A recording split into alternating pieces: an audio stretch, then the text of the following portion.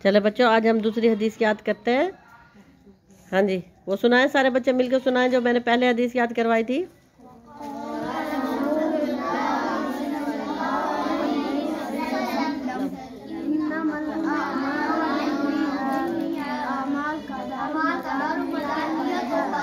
अमाल का दारो मदार शाबाश, वेल डन, बहुत अच्छा आपने माशाल्लाह सुनाया है। और अभी आपको मैंने इसकी पूरी तफसील भी बताई है, ठीक है ना, कि कैसे आपने अपनी नियतों को ठीक करना होता है। चले अब हम दूसरी हदीस याद करते हैं। क़ौल रसूलुल्लाह सल्लल्लाहु अलैहि वसल्लम,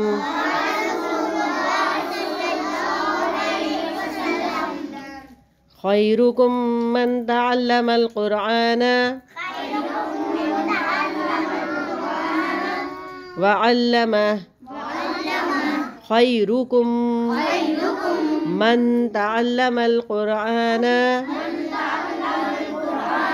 व अल्लमह, तुम में से सबसे बेहतर शख्स वो है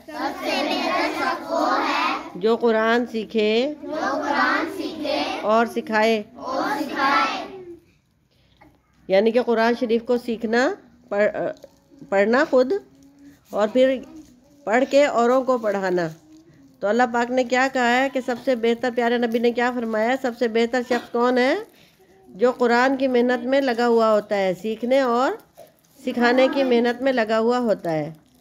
तो आप सब लोग इसी नियत से कुरान शरीफ सीख रहे हैं ना? सीख रहे हैं ना? किस नियत से?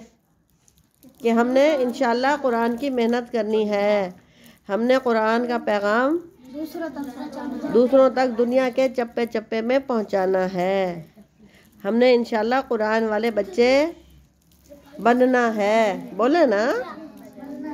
ठीक है, एक दफ़ा और दोबारा पढ़िए। क़ौल रसूलुल्लाहि सल्लल्लाहु अलैहि वसल्लम,